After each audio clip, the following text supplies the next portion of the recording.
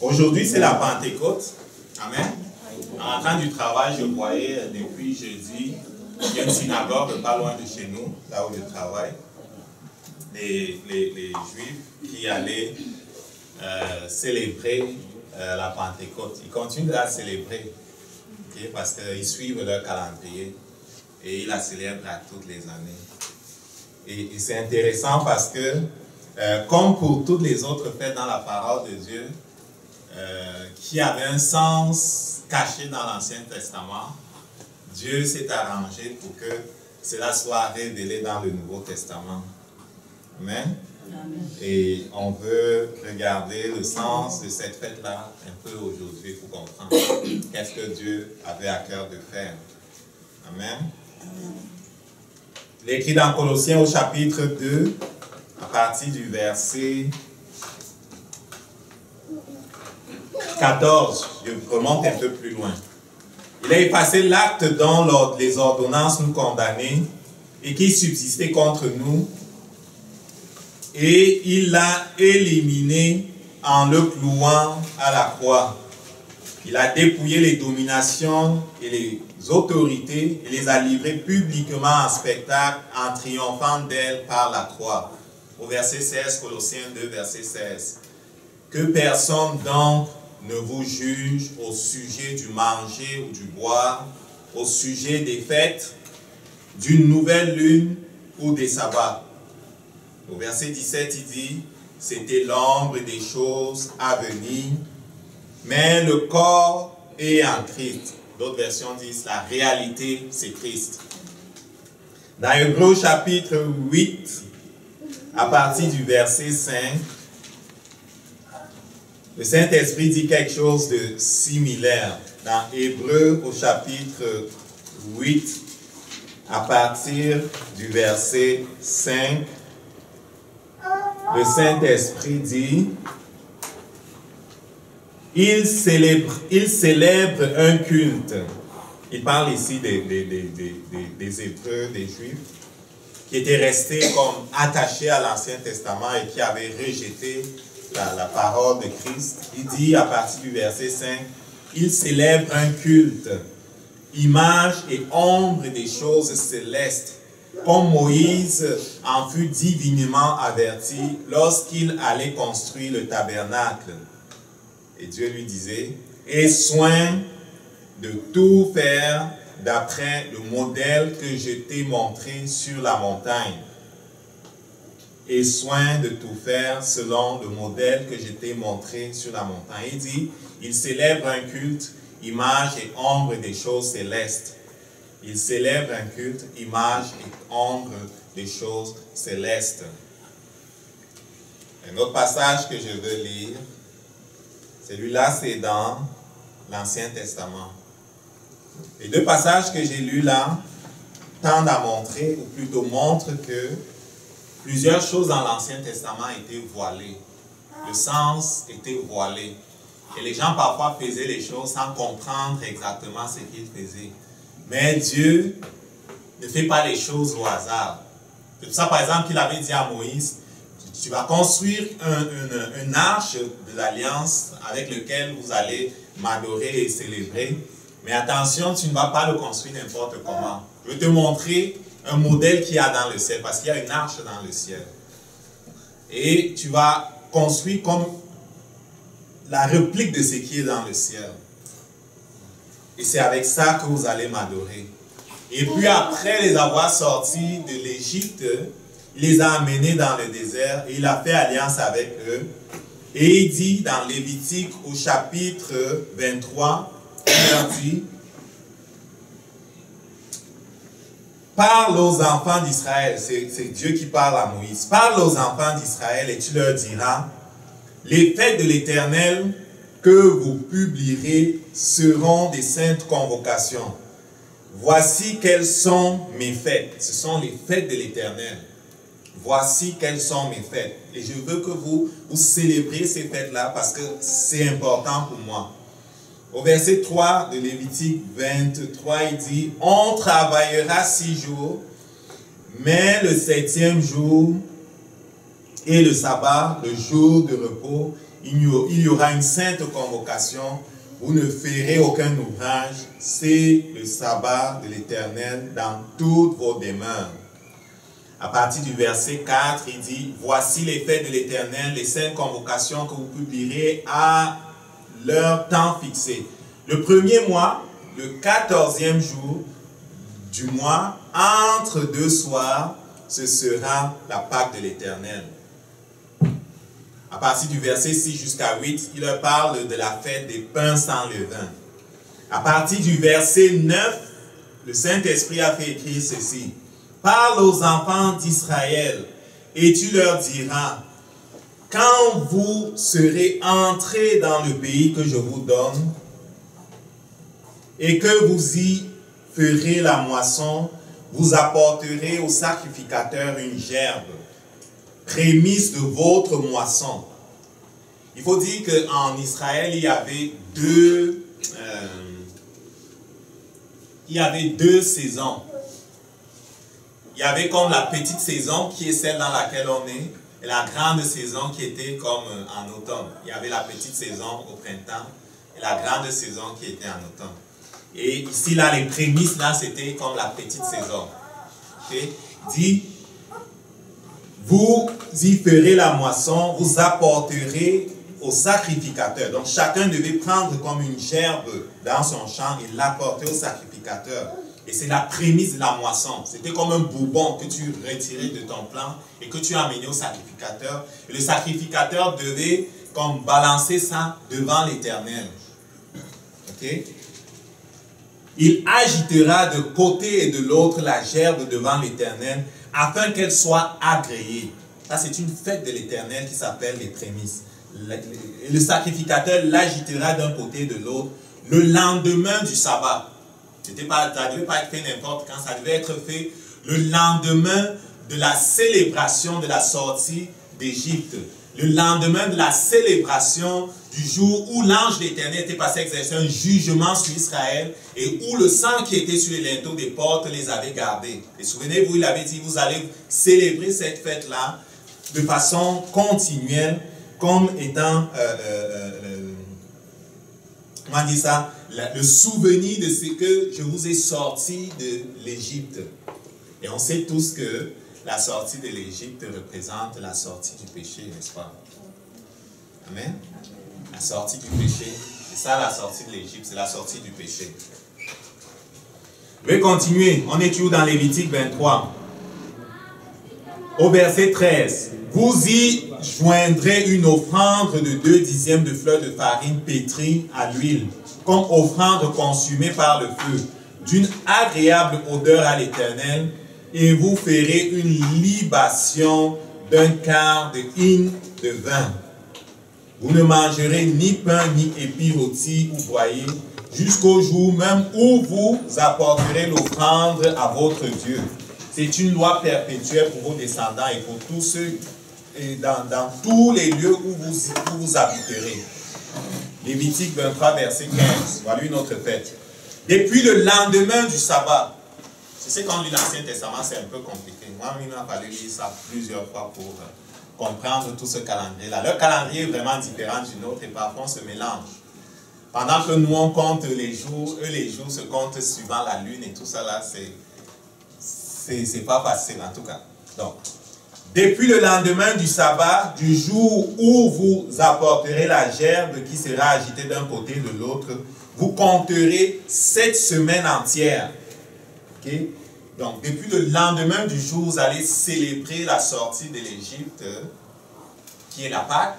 Et les Juifs ont célébré la Pâque tout le temps, tout le temps, tout le temps, tout le temps. Ils la célèbrent encore aujourd'hui. Il dit, depuis le lendemain du jour où vous allez célébrer cette Pâque-là, vous allez compter 7 semaines. Okay? Vous compterez 7 semaines. Et vous apporterez une gerbe qui sera agitée d'un côté et de l'autre. Depuis le lendemain du sabbat, du jour où vous apporterez la gerbe, donc le lendemain du sabbat, on apporte la gerbe qui est agitée d'un côté et de l'autre.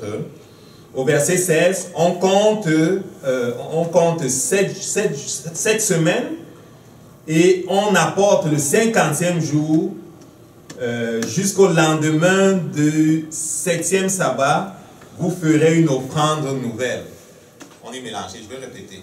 Donc, il y a une fête où on célèbre la sortie de l'Égypte. Amen. On célèbre la sortie de l'Égypte qui représente la sortie du péché. On célèbre la sortie de l'Égypte. Le lendemain de cette fête-là, ils ont célébré un week-end de sabbat, ils ont célébré. Le lendemain, le premier jour, donc le dimanche on a fini de célébrer la Pâque, la sortie de l'Égypte. On a fini de célébrer la fête des pains sans levain, en fait. Le dimanche de ce sabbat important-là, vous apporterez une gerbe que vous allez agiter, vous donnez au prêtre. Le sacrificateur va l'agiter afin que je l'accepte comme offrande de votre part. À partir de ce premier jour-là, qui est le lendemain du sabbat-là, le grand sabbat où on célèbre la sortie d'Égypte, vous allez compter 7 semaines. Vous allez compter 7 semaines. Et le 50e jour, 7 semaines, ça fait combien? 49. Le 50e jour, on est retrouvé.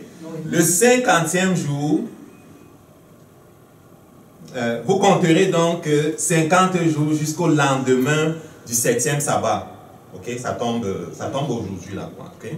Vous ferez à l'Éternel une offrande nouvelle. Verset 17. Vous apporterez de vos demeures 2 pains pour qu'ils soient agités d'un côté et de l'autre. Ils seront faits avec 2 dixièmes de fleurs de farine et cuits avec du levain. Il y avait un temps où le levain n'était pas permis, la fête des pains sans levain, le levain n'était pas permis. Mais après 50 jours, les offrandes que vous allez apporter sera fait d'un pain dans lequel il y aura le levain. On sait tous que le levain, ça représente l'impureté. Amen. Les 2 pains, je vous dis ce que ça représente tantôt. Amen. Donc, ils seront faits avec 2 dixièmes de fleurs de farine et cuits avec du levain. Ce sont des prémices de l'Éternel. Outre ces pains, vous offrirez en holocauste à l'Éternel 7 agneaux d'un an sans défaut, un jeune taureau, 2 béliers. Vous y joindrez l'offrande de la libation ordinaire comme offrande consumée par le feu, d'une odeur agréable à l'Éternel. Et la suite continue pour expliquer comment on devait célébrer ces choses-là. Amen. Donc j'ai dit, l'Éternel institue des fêtes. Quand on lit dans Deutéronome, on comprend pourquoi il institue des fêtes en l'honneur de l'Éternel. Comme j'ai dit, c'était afin que le peuple qui allait vivre dans une autre nation ne s'en aille pas vivre comme les autres nations. C'était trop facile. Ils avaient commencé en disant, on ne veut pas que celui-là élit, on ne veut pas qu'il soit, on veut avoir un roi comme les autres peuples ont un roi. Il y a écrit ça dans la parole. Dieu n'avait pas prévu qu'ils aient un roi. Mais ils avaient dit, on veut ressembler aux autres peuples, donne-nous un roi. Et Dieu savait bien que s'il les laisse sans mettre en place des structures précises qui fassent qu'ils se souviennent continuellement de ce qu'il a fait pour eux, ils pouvaient s'égarer à imiter les autres. Donc les fêtes de l'Éternel sont instituées par l'Éternel pour s'assurer que le peuple se souvienne de ce qu'il a fait. Et plusieurs de ces fêtes-là sont prophétiques parce qu'elles annoncent quelque chose qui va venir. Elles annoncent quelque chose qui va venir. Amen. Elles annoncent quelque chose qui va venir. Dans le livre d'Hébreux, je vais relire au chapitre 8, au verset 5.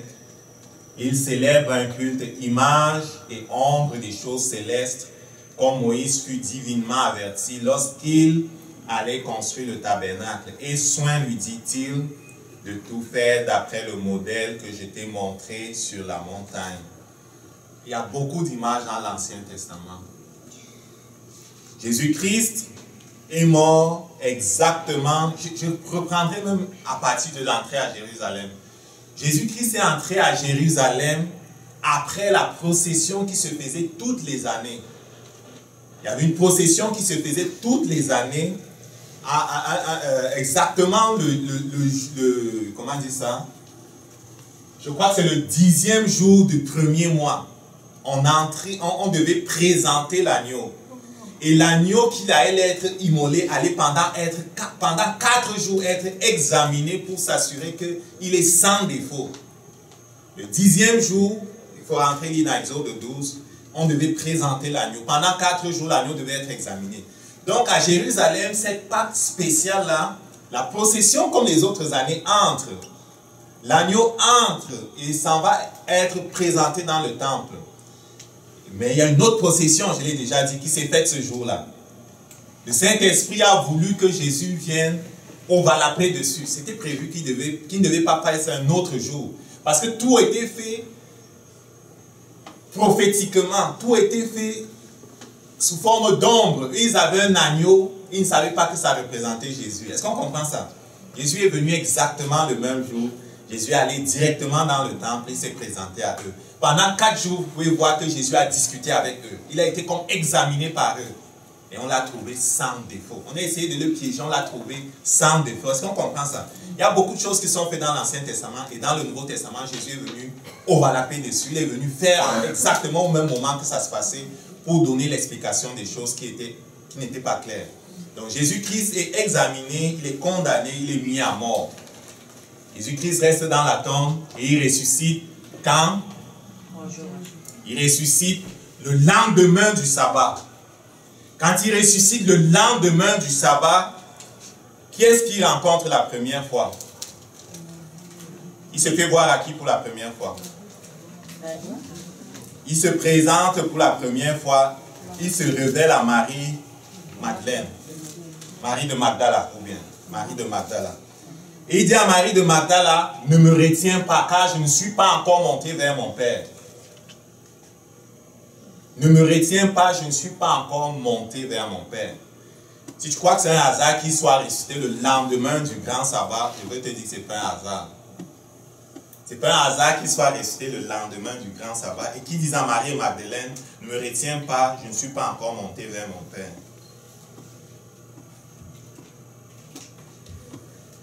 Il n'est pas encore monté vers son Père, on va lire la place là, c'est dans... Il y a beaucoup de références. Je vais choisir la bonne. Excusez-moi.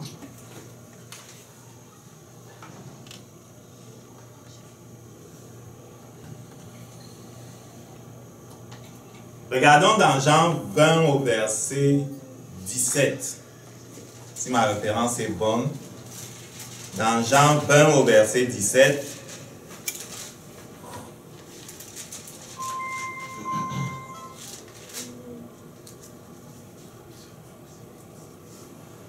Jésus dit, ne me touche pas, car je ne suis pas encore monté vers mon Père, mais va trouver mes frères et dis-leur que je monte vers mon Père et votre Père, vers mon Dieu et votre Dieu.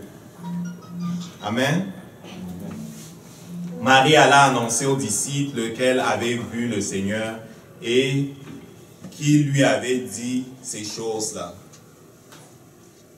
Il y a un autre passage que je voudrais qu'on lise. 1 Corinthiens 15, versets 20 à 23. 1 Corinthiens 15, versets 20 à 23. Mais maintenant, Christ est ressuscité. Paul fait comme dans 1 Corinthiens 15, Paul parle de la résurrection. Parce qu'il y en avait qui disaient que la résurrection, ce sont des histoires. Donc, et il explique dans 1 Corinthiens 15 que la résurrection, c'est une réalité.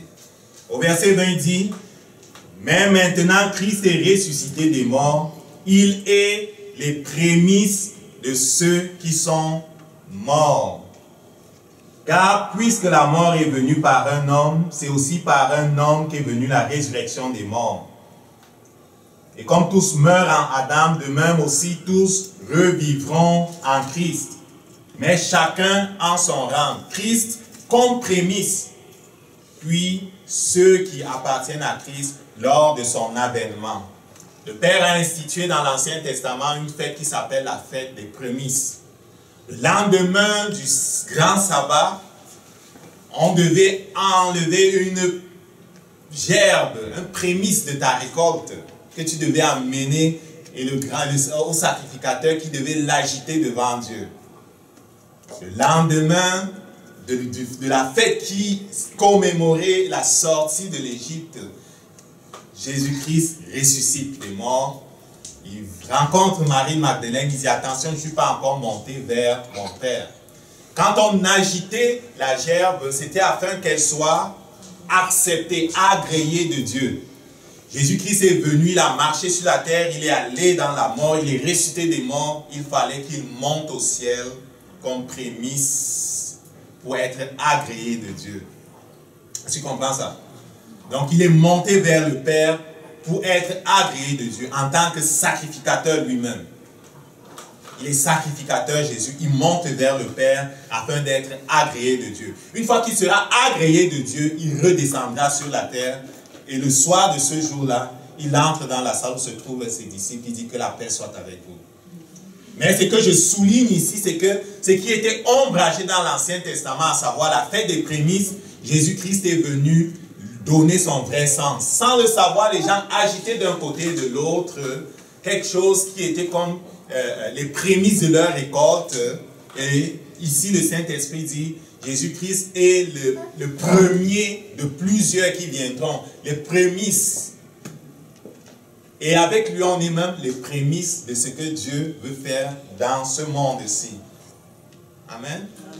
Et cette semaine, il dit, vous compterez cette semaine à partir de la fête des prémices. Le 50e jour, vous allez faire une autre fête qui s'appelle la fête des semaines.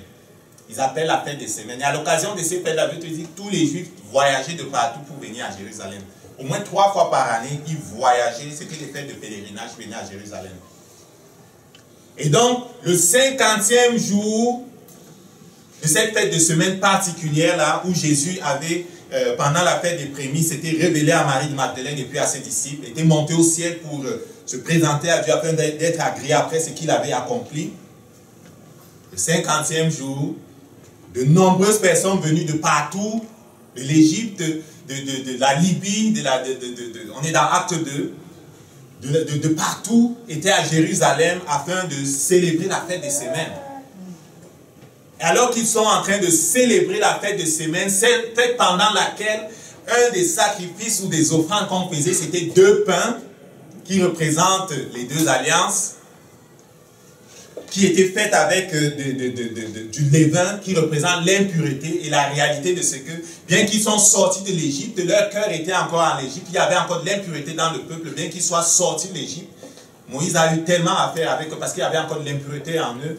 Et même nous qui sommes de la 2e alliance, le 2e pain, bien qu'on soit sanctifiés dans notre esprit, on se rend compte qu'il y a encore dans notre âme des impuretés. Les 2 pains. L'Israël et puis l'église de Jésus-Christ. Ok? Donc ce 50e jour, plusieurs étaient à Jérusalem pour célébrer cette fête de semaine-là et le Saint-Esprit choisit de révéler le sens des choses. Les disciples étaient dans un lieu fermé, ils avaient peur des Juifs, ils n'étaient pas allés au temple ce jour-là.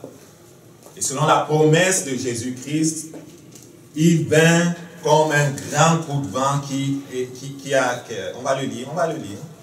En paraphrasant, je peux couper des choses. On est dans le livre des Actes au chapitre 2, si je ne m'abuse.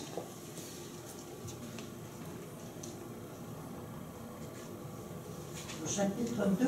Oui, à partir du verset 1. Le jour de la Pentecôte. Pentecôte, c'est en grec, ça veut dire 50e jour. Okay? Les Hébreux ont dit la fête des semaines. Et quand on dit fête des semaines, on compte 7 semaines à partir du grand sabbat. Donc, le jour de la Pentecôte, ils étaient tous ensemble dans le même lieu. Tout à coup, il vint du ciel un bruit comme celui d'un vent impétueux. Il remplit toute la salle où ils étaient assis. Des langues semblables à des langues de feu leur apparurent, séparés les unes des autres, et se posèrent sur chacun d'eux. Et ils furent tous remplis du Saint-Esprit et se mirent à parler en d'autres langues selon ce que l'Esprit leur donnait de s'exprimer. Oh, il y avait en séjour à Jérusalem des Juifs, des hommes pieux de toutes les nations et qui sont sous le ciel. Au bruit qui eut lieu, une multitude accourut et elle fut confondue parce que chacun les entendait parler dans sa propre langue. Ils étaient tous dans l'étonnement et la surprise et ils se disaient les uns les autres, voici ces gens qui parlent, ne sont-ils pas des Galiléens? au verset 8, et comment les entendons-nous?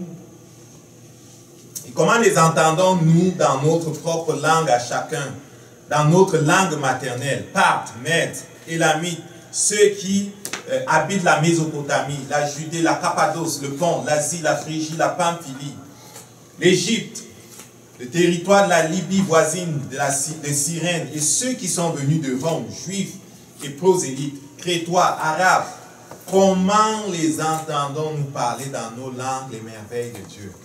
Ce jour spécial où les juifs venaient de partout, les prosélytes venaient de partout, où les convertis venaient de partout selon le commandement de Dieu pour célébrer la fête des semaines. Ce jour spécial-là, le Saint-Esprit inaugure l'église de Jésus-Christ. Le Saint-Esprit, comment dire ça, fait rentrer dans l'église de Jésus-Christ,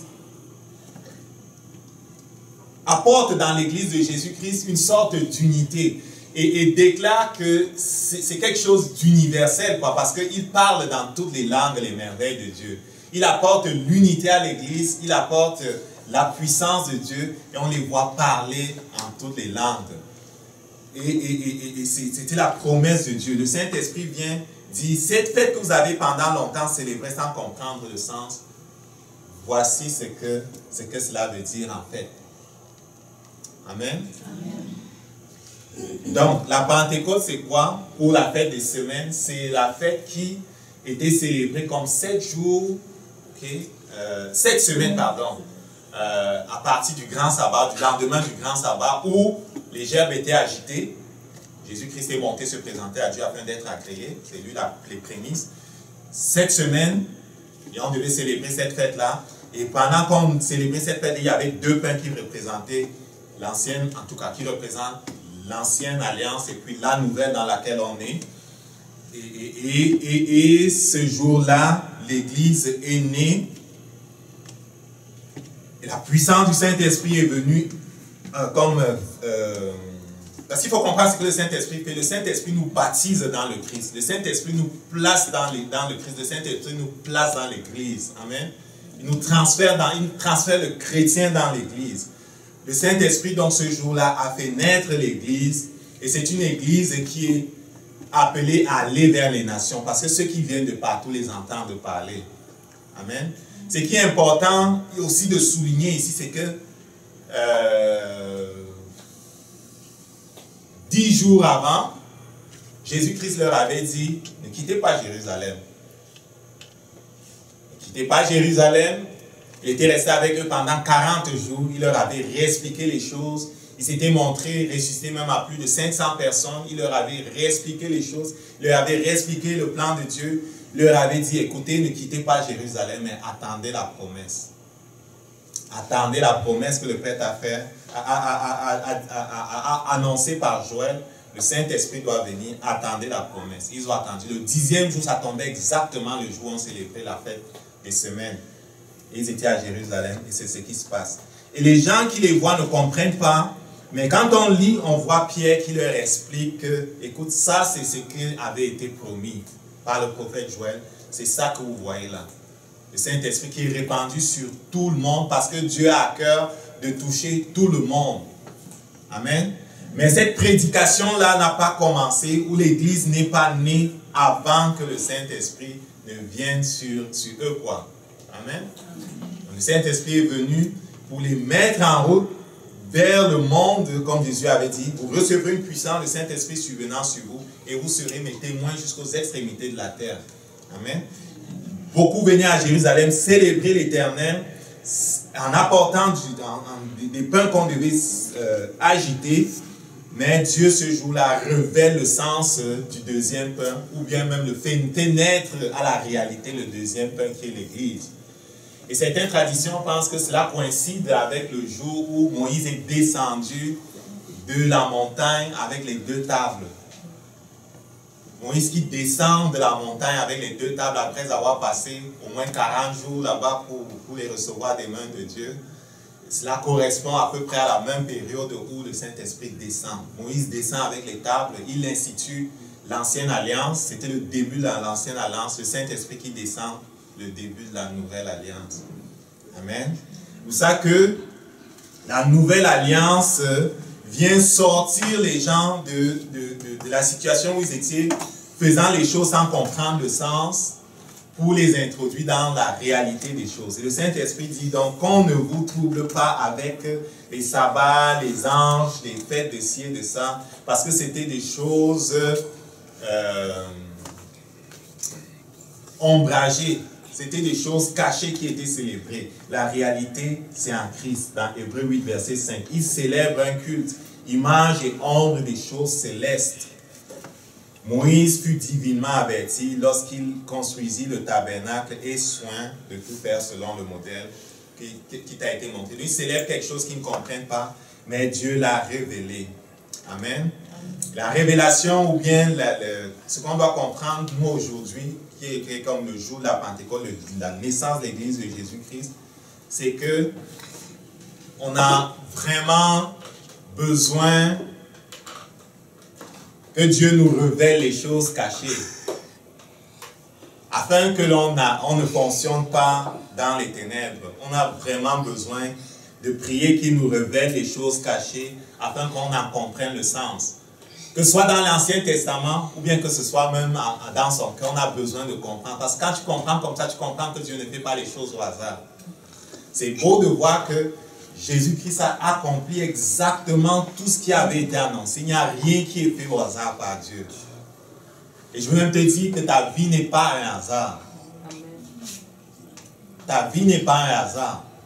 De la même façon que le temple ou bien le tabernacle que Moïse a fait était à l'image de ce qui est dans le ciel, je veux te dire que de la même façon que Dieu ne fait pas les choses au hasard, de la même façon, il y a un modèle de ta vie dans le ciel. Il y a un modèle de ta vie dans le cœur de Dieu.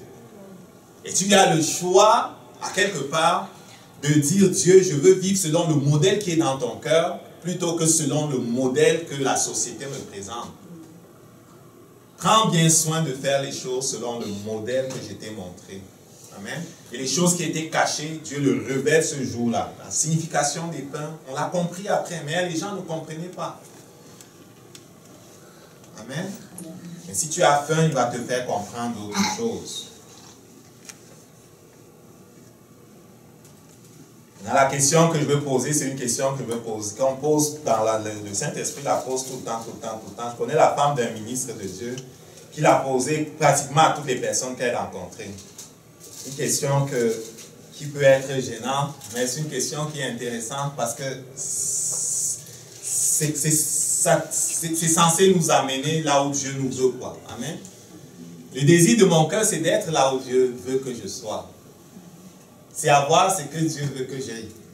Ce n'est pas pour toi, mais c'est ça pour moi. La question dont se trouve dans Actes au chapitre 19. Avez-vous reçu le Saint-Esprit quand vous avez cru? Amen. Et cette question-là, je t'appelle à méditer là-dessus. Amen.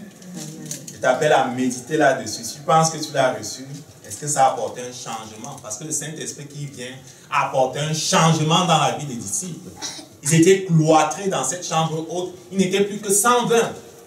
Mais il te dit que Jésus est apparu à près de 500 personnes. Où étaient les 380 autres? Hein? Où étaient les milliers qui ont suivi Jésus?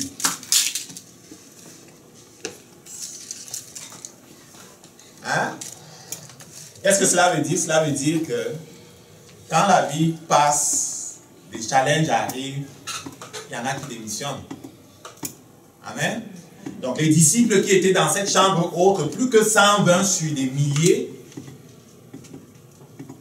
reçoivent le Saint-Esprit et de personnes peureuses qu'elles étaient au départ, elles sortent. Elles n'ont plus peur. Elles sortent, elles vont dehors, elles commencent à parler de Dieu. Elles n'ont plus peur. Le Saint-Esprit est venu leur donner la capacité de marcher en tant qu'enfants de Dieu. Elles étaient déjà enfants de Dieu, mais elles étaient encore prisonniers de la peur et je ne sais plus de ci et de ça. Le Saint-Esprit leur donne la capacité de marcher en tant qu'enfants de Dieu. Et je dis, as-tu, c'est même pas moi qui dis sur le Saint-Esprit, as-tu reçu le Saint-Esprit quand tu as cru?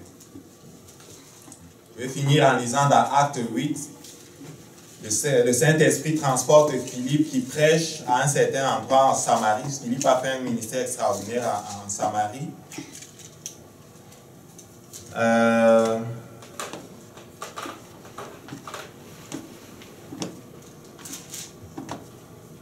Tu peux le voir dans Actes au chapitre 8 à partir du verset 5. Philippe étant descendu dans la ville de Samarie, prêcha le Christ.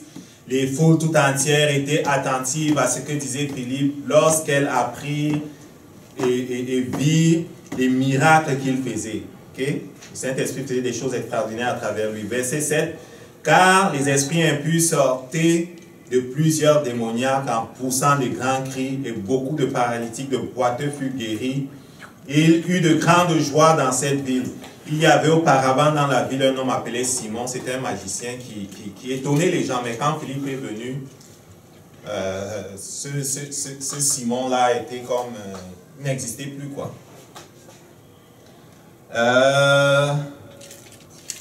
Je vais sauter. Au verset 14, acte 8, verset 14, les apôtres qui étaient à Jérusalem, ayant appris que la Samarie avait reçu la parole de Dieu, y envoyèrent Pierre et Jean. Ceux-ci, arrivés chez les Samaritains, prièrent pour eux afin qu'ils reçoivent le Saint-Esprit. Au verset 16, le Saint-Esprit dit ceci. Car il n'était pas encore descendu sur aucun d'eux. Ils avaient seulement été baptisés au nom du Seigneur Jésus-Christ. Est-ce que tu comprends ça? Il y a deux expériences. Amen. Il y a deux expériences. Celle de la nouvelle naissance, la sortie du péché, la résurrection de Jésus-Christ, c'est ce que ça montre. C'est un peu ça que ça, en rapport avec la résurrection de Jésus-Christ, la fête des pains sans levain. La deuxième expérience, c'est celle qui est positionnée sur la fête des semaines, la Pentecôte. Amen. Il dit car ils n'étaient pas encore descendus sur aucun d'eux, ils avaient seulement été baptisés au nom de Jésus. Alors Pierre et Jean leur imposèrent les mains et ils reçurent le Saint-Esprit. Amen. Le Saint-Esprit est l'auteur de la nouvelle naissance. Tu es recréé dans ton esprit lorsque tu reconnais l'œuvre que Jésus-Christ a fait à la croix. Amen. Lorsque tu acceptes le message de l'évangile, comme l'eunuque l'avait fait. Amen. Tu reçois Jésus, tu descends dans les eaux du baptême, comme l'eunuque. Waouh, tu es né de nouveau. Amen. Mais après cette expérience-là, il y a celle qui est en rapport avec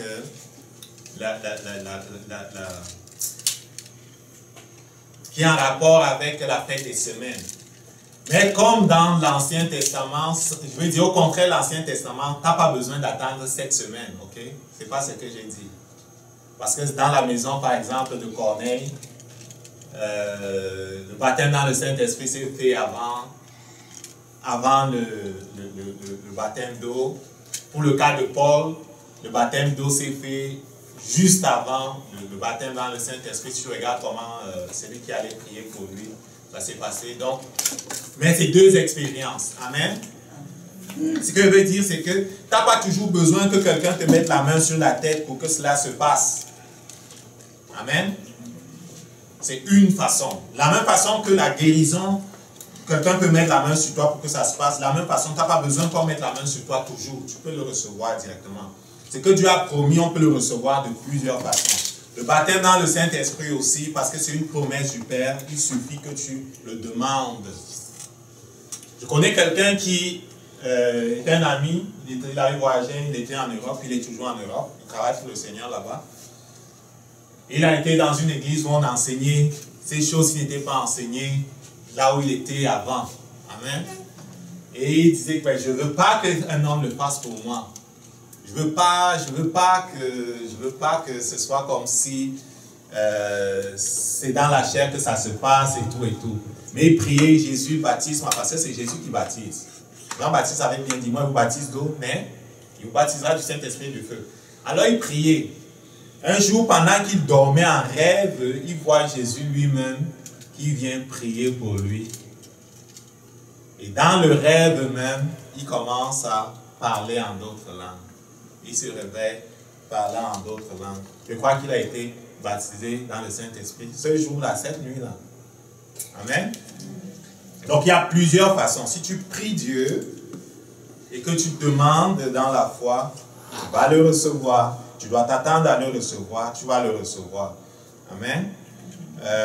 J'ai fait un enseignement là-dessus, que ce soit le baptême d'eau, que ce soit le baptême dans le Saint-Esprit. Si c'est quelque chose qui n'est pas clair pour toi, tu peux prendre des CD et aller écouter et réécouter. Si tu as des questions, tu peux poser des questions.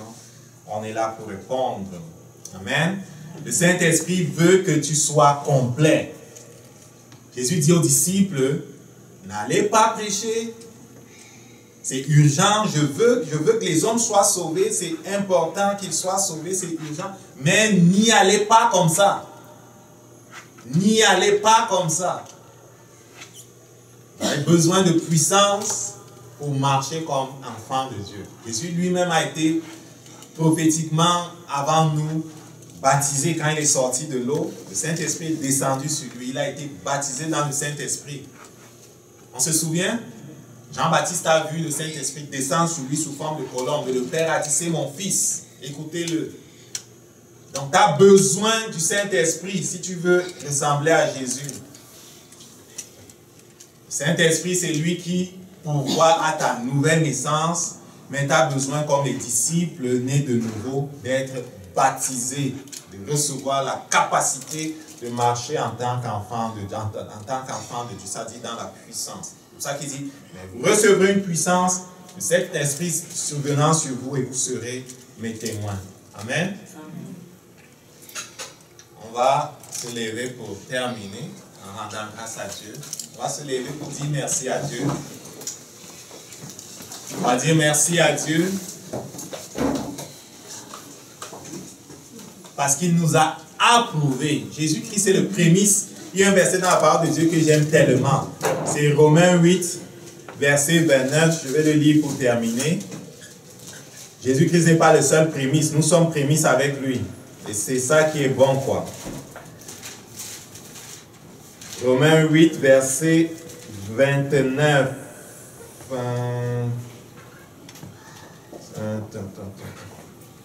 Car ceux qu'il a connus d'avance, Dieu t'a connu avant la fondation du monde. Il les a aussi prédestinés à être semblables à l'image de ton Fils. Tu es prédestiné à être semblable à Jésus dans toute ta voie, dans toutes tes voies, quoi. Mais ça dépend de toi, Dieu ne va pas te forcer. Ça t'amuse de ressembler au diable, vas-y. Mais il t'a prédestiné. L'image et le modèle qui est dans le ciel, c'est semblable à Jésus. Amen. Mais il ne va pas te forcer. Afin que son fils soit le premier-né, prémisse de beaucoup de frères. Amen. Jésus est le prémisse de beaucoup de frères. Nous sommes ses frères, on est prémisse avec lui. En ce qui concerne l'entrée dans l'église de Jésus-Christ, nous sommes un peu la prémisse. Parce que la grande moisson, je vous disais, c'était plus tard. La grande moisson s'en vient. Nous six, là, c'était comme les prémices. La grande moisson est venue après. Jésus, c'était les prémices. La grande moisson est venue plus tard. Amen. Il y a une grande moisson en ce qui concerne l'église de Jésus-Christ qui va être dans cette génération et même plus tard quand Jésus-Christ va venir comme roi. Beaucoup vont entrer dans l'église. Amen. Rendons grâce à Dieu parce qu'il révèle ces choses et prions en même temps qu'il nous révèle le modèle. Parce qu'il y a un modèle dans le ciel. Il y a ton modèle dans le ciel, dans le cœur de Dieu. Ça t'intéresse de connaître ce modèle-là, prie, il va te montrer. Amen. Prie qui t'amène plus loin.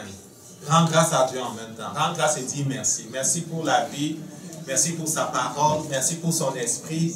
Il donne l'esprit à ceux qui demandent. Il ne va pas donner le serpent. Il ne va pas donner autre chose. Un scorpion. Et Satan ne peut pas s'interposer là où Dieu fait les choses. Amen. Gloire à toi, Seigneur. Gloire à toi, Seigneur, pour ta parole. Gloire à toi, Jésus, pour ta parole. Gloire à toi, Jésus. Gloire à toi, Jésus, pour ta parole. Gloire à toi, Jésus, pour ta parole. Que ton nom soit sanctifié. Gloire à toi, Jésus. Gloire à toi, Jésus. Père, nous nous recommandons à toi. Nous te disons merci pour Jésus-Christ. Pour Jésus-Christ qui est entré dans ta présence. Il a été approuvé. Il a été agréé. Son œuvre a été agréée. C'est pour ça que nous nous tenons devant toi. Tu as agréé tout ce qu'il a fait. C'est pour ça que nous pouvons prier en son nom. C'est pour ça que les démons sont soumis à chacun de nous en ton nom. C'est pour ça que nous avons l'autorité. Nous te bénissons, Seigneur. Te bénissons pour l'Église à travers le monde. Saint-Esprit, nous te bénissons parce que tu nous révèles les choses cachées. Te bénissons parce que tu nous donnes la capacité de marcher en tant qu'enfant de Dieu et que devant nous, la mort recule, les ténèbres reculent. Te bénissons parce que tu es assis sur le trône. Que ton nom soit sanctifié, Père. Tu vis à jamais. Gloire à toi, Jésus. Que ton nom soit sanctifié. Amen. Bonne